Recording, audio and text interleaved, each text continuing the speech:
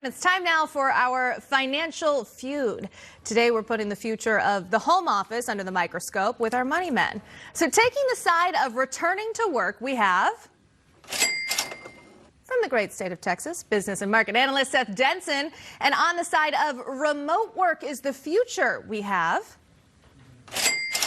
there it is, hailing from New Jersey, accounting professor at Montclair State University, Dan Geltrude. Welcome to both of you this morning. This should be fun. Seth, let's start with you. Why is it better for people to return to the office? Well, listen, I'm sure, I'm going to go and get ahead of this, that the good professor is going to give us some very logical reason that he's been able to research as to why people should be able to work from home going forward. But while up in New Jersey, they were reading and researching it. Down here in Texas, we were living it. And we reopened and we got people back to work. Here's the reality. Culture matters, specifically to this millennial generation who's looking for an environment to thrive and to engage. Social interaction is important. We're becoming a very agoraphobic society. So the sooner we can get people back to work, the sooner that they can engage with one another and we can get productive again and really get back to the quality of life we had pre-pandemic. All right, Dan, you're being so patient and polite there in your corner. What's the future and why do you see it as people staying at home? Well, you know, I first have to say that I love Seth, but every once in a while I have to enlighten him, and this is one of those moments. There's a reason why in Seth's home he's not using kerosene lamps. He's using electricity. Why? Because that's the progress of technology.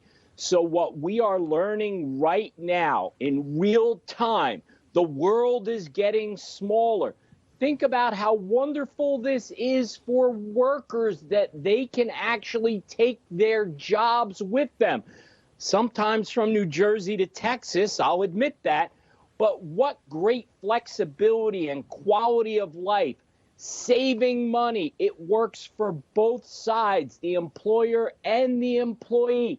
This is the future. We have to recognize it, accept it, and work with it. All right, let's talk a little bit about the money, Seth, because what is the financial benefit? At the end of the day, the money matters, right? We could debate back and forth all day long which one's more effective for us or which one we prefer. But what's the financial benefit of getting people back in the office? Well, there are studies that are showing, yeah, I read them, that there is a more productive employee unit. That's part one. But another big thing, and this is really important to those who want the flexibility to work at home, is upward mobility. Studies are showing that upward mobility is much more enhanced when you're in the office because people can see you. They can see your interaction. We learn from one another. That's another important piece. So as businesses want to continue to evolve and improve their product set, interaction with other people on the team will certainly help do that. Dan, same question to you. What's the financial benefit of staying home? Well, the savings are tremendous, right? You cut out your commute, so there's real dollars there. At the same time, by being home, less interruptions, therefore you are more productive. On the employer side, it's obvious. They're going to save on rent, on office space. Why? Because we're going to rely on technology and allow people to work from wherever they want. I think we could argue the distractions just a little bit. Sure, you're distracted in the office, but at home, you've got the kids, you've got the pets, you've got everything going on, you've got deliveries, whatever it may be, there's distractions there as well. But Seth, let's talk about, according to a new poll, 36% of Americans do not have any savings for their retirement. 38% work past the age of 65. So is that a concern for people that are perhaps working from home? Well, it is, and I agree with all the points that Dan has made, that there are reduced costs there, but you've got to recognize that most people don't want to just be where they are. They want to grow. They want to develop in their career.